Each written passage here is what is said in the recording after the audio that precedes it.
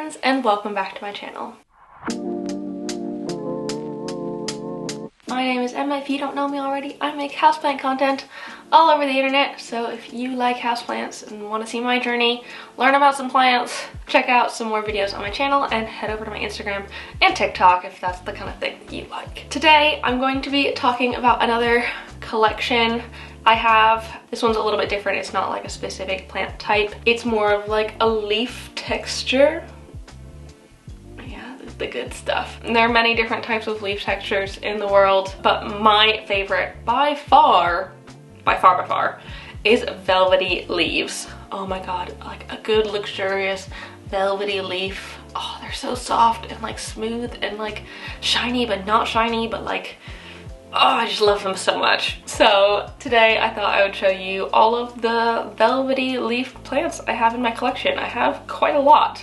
Like, I thought about just doing my faves, but why not show you all of them? So this video might be a little bit long. I have several plants that I want to show you and talk about today. So sit down, grab a cup of tea, relax, and enjoy just looking at some beautiful plants. Really quickly though, before we get into it, I just want to say if you like this video, please give a thumbs up down below and comment down below what your favorite velvety leaf plant is from my collection, from your collection, from the internet, wherever. I just want to know because I want them all. Yeah, and subscribe for more. Also, I do want to say some of these plants you might not think of as velvety, but I do. So this is my opinion and my video. Right, let's get into it. So the first one I want to show you is kind of the plant that started it all. It kind of started my plant obsession. This one. I don't know if I need to censor that because she's got little nipples, but it's a statue, so I don't think it counts. So this baby right here is my Satin Pothos. This exact plant is the first plant that I ever got, and it's doing okay. And it's obviously, it's very long, and I've definitely chopped and propped it loads, so it's doing a lot. But it's sitting on top of a bookshelf at the minute, and I do need to put more soil in it because it's not got loads. But yeah, just the Satin Pothos, and like kind of all Scindapsus in general. Sorry, this pot is really heavy. It's like pure concrete, so sorry if I'm gonna struggle with this one for a bit. But they just have the most gorgeous sort of, I'd call this like velvet light. It's not a very thick velvet leaf, but it's dark green with the silver specks. Like, how can you not like this? But like basically I got this and I fell in love with plants, with velvet texture, with silver. Like all, literally it's just like the best combination of things in a plant. I am 1000% obsessed with this plant. It's my favorite plant probably of all time. I just love it so much. They're fairly easy to care for, hence why I've been able to have this one for so long. Oh god, this is so awkward. That actually kind of works. They just like ideally bright indirect light, but they can tolerate a little bit lower. This one's kind of in a dark corner of my flat and it tends to do pretty okay.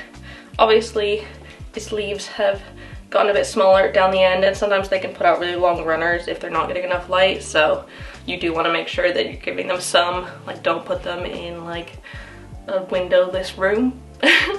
But yeah, they're pretty easy to care for, pretty low maintenance. They're kind of like a set and forget plant for me, and they tell me when they're thirsty their leaves curl up, so it makes caring for this one quite easy. And I've not really had that many problems with it. It's been fairly pest resistant. Knock on wood, none of my Scindapsus have ever gotten thrips, which a lot of my other plants have, so I think it's a good one.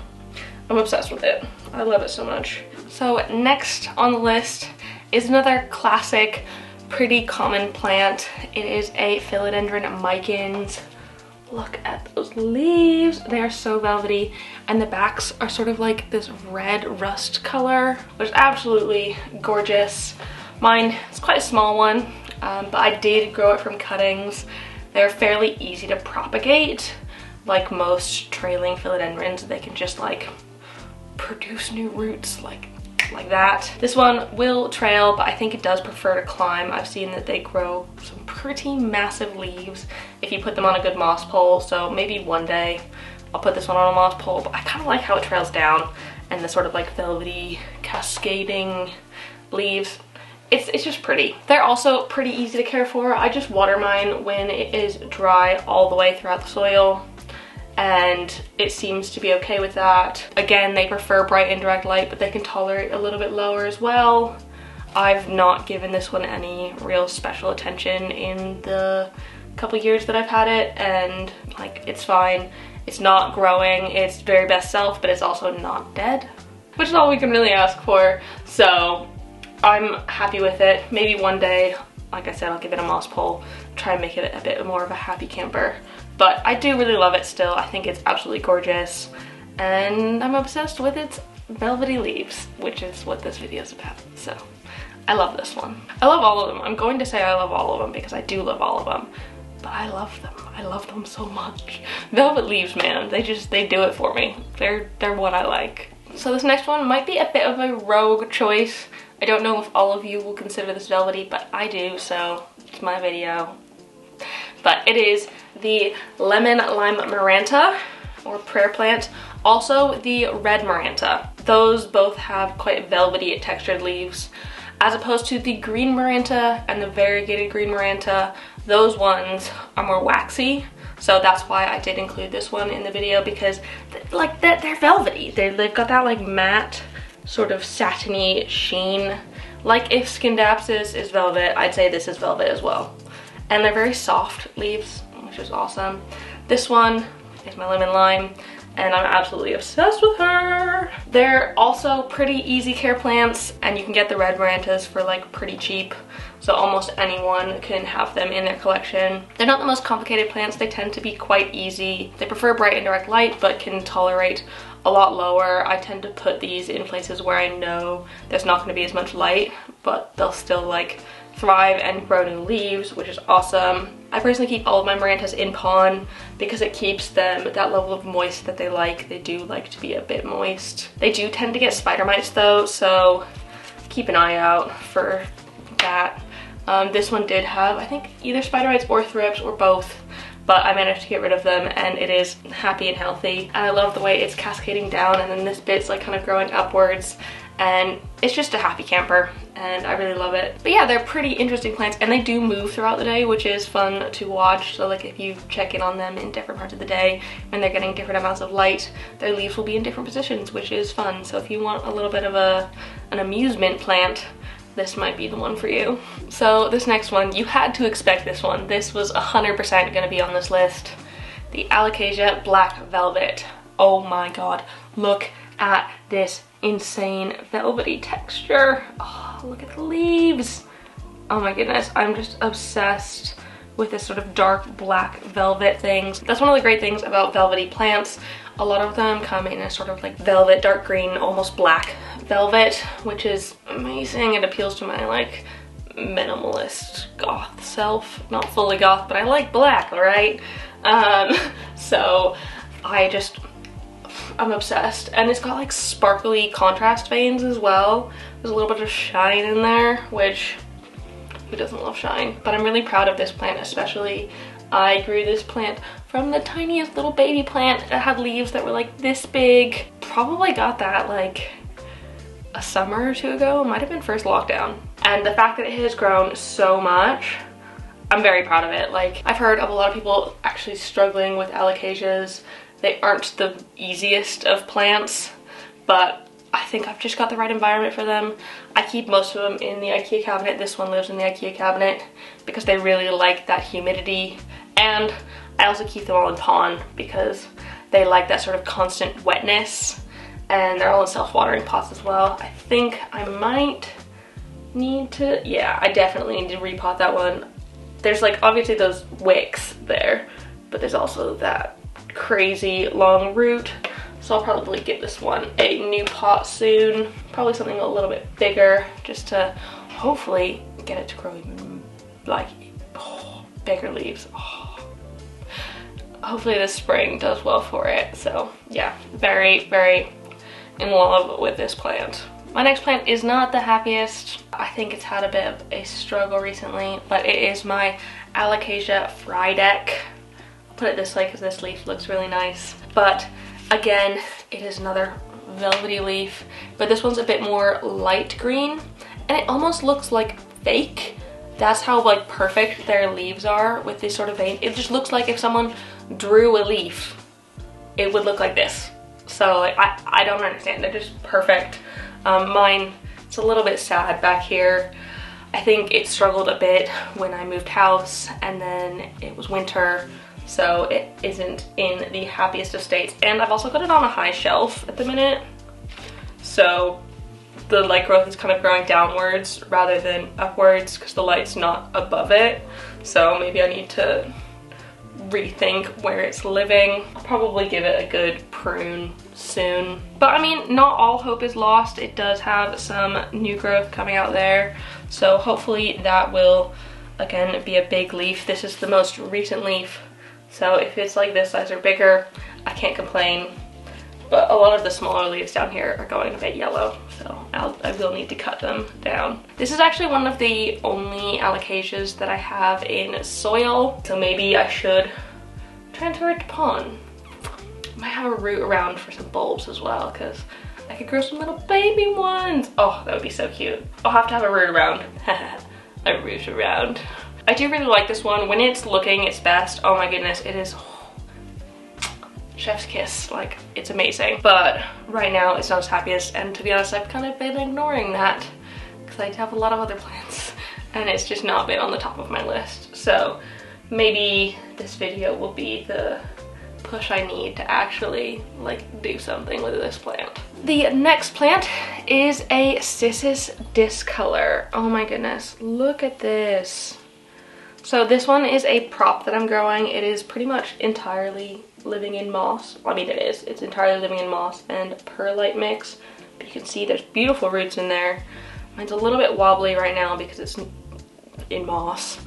But oh, this plant, I don't understand it.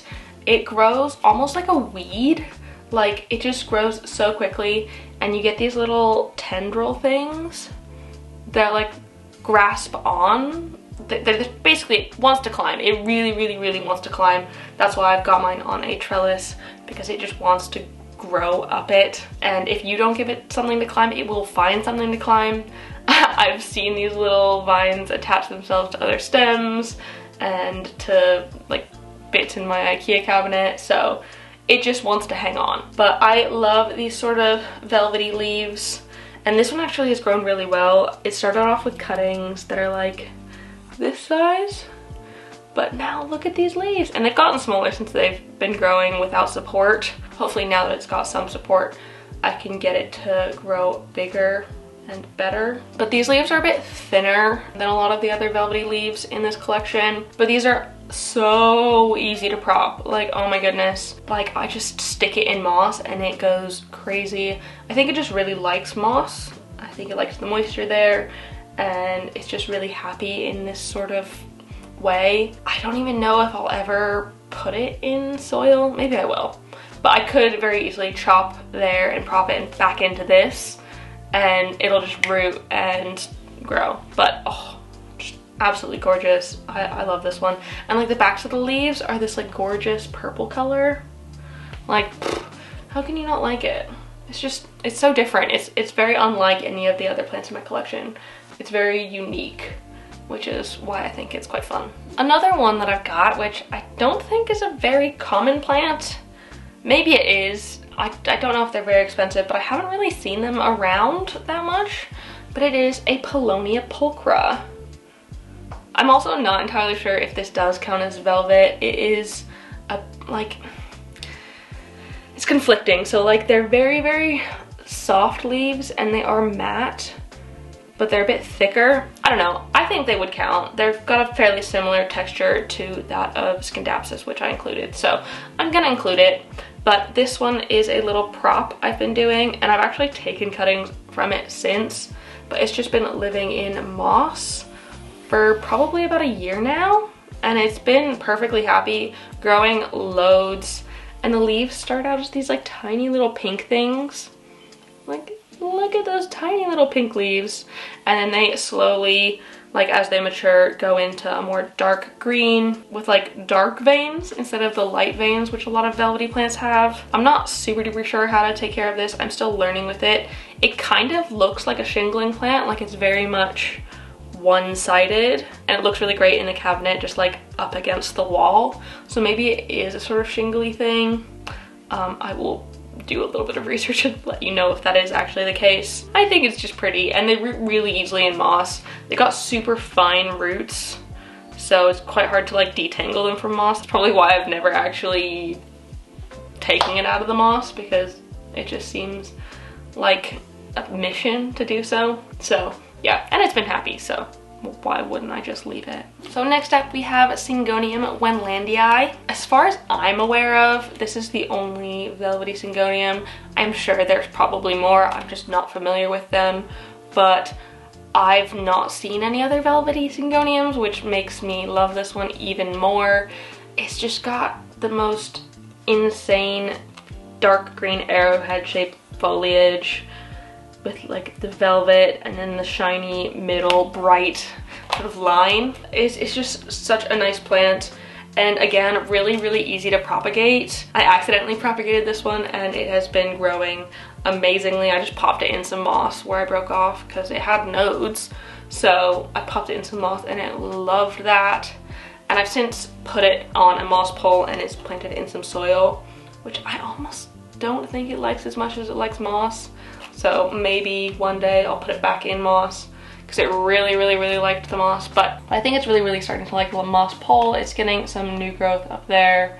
So I think it's working. It's just taking its time. And the roots are growing into the pole, so it must like it. But I think this is one of the ones that really started my Syngonium obsession.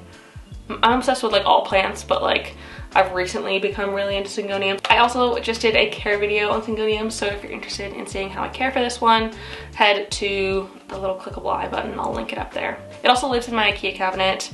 I think it likes it in there. It likes the humidity and the bright light and just being around all of its other plant friends. So next up, I'm gonna be talking about Velvety Philodendrons. I'm kind of gonna group them all into one category also because I don't feel like pulling them all out, but I will show all of them throughout this little section. But I'm just gonna show you my Gloriosum because I'm so freaking proud of this one.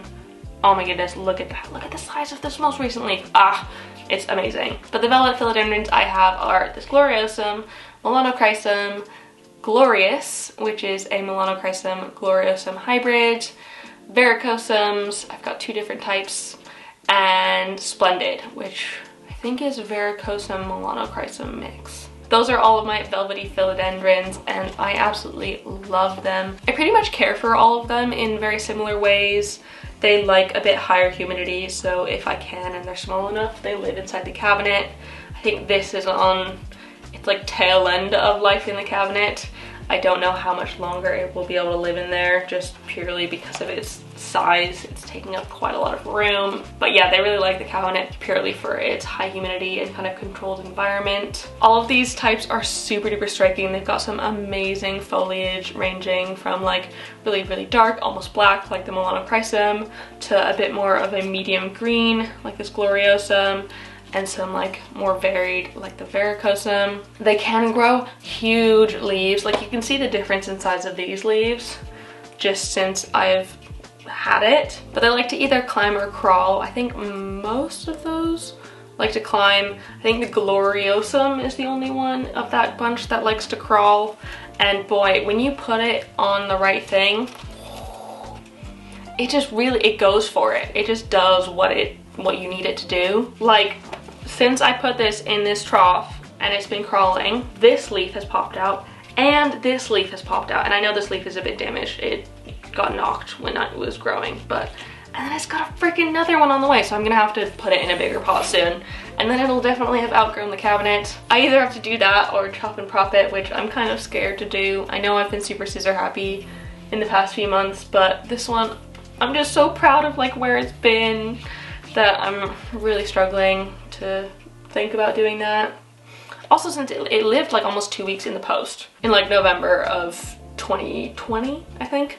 So it's just gone through so much and I'm just so proud of it. It's definitely one of the ones I'm like really proud of in my collection. I'm just obsessed with it, and that's why I wanted to show it to you, specifically this one, and hold it while I'm talking about them. But yeah, Velvety Philodendrons. There's just so many, and I think they're decently easy. Obviously they're not beginner and they do cost a bit more. They tend to be a bit more expensive. I kind of want to say they're worth it because they're just so striking and beautiful. And like if you're at that point in your like plant parent career, go for it. It's a bit of an investment, but boy do they just look so freaking beautiful. I'm obsessed. And then last but certainly not least, I'm going to be talking about Velvety Anthuriums. So again, I'm going to bunch all of these into the same sort of section because I give them pretty much the same care.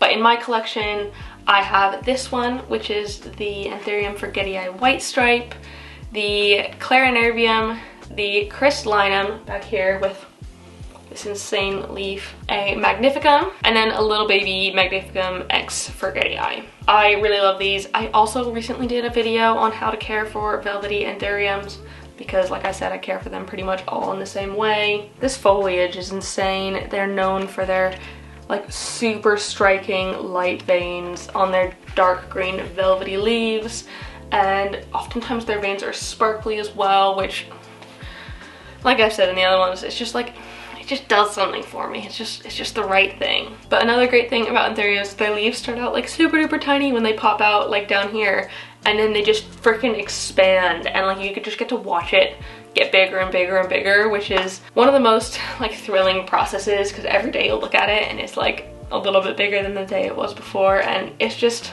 such it's such a beautiful process. It's one of my favorite things about Anthuriums because it's just a bit of like magic. I know it's not magic, but it feels like magic, and it kind of like makes you feel like a really good proud plant parent. So that is it. That is all of my velvety leafed plants in my collection. I really hope you enjoyed this video. I enjoyed sharing them with you because honestly, I'm pretty sure that these are some of my favorites in my collection. I mean, I love all my plants, but like this texture is just phenomenal. So how can you not? I don't know. People who don't like velvety leaves, I don't get you. But yeah, that's it. That's all of them. I really hope you enjoyed this video. If you did, please leave a thumbs up down below and let me know which of these is your favorite or which velvety leafed plant is the favorite in your collection. And also let me know if there's any other houseplanty videos you'd like me to make, and subscribe for more. Thank you so much for watching, and I will see you next time. Bye!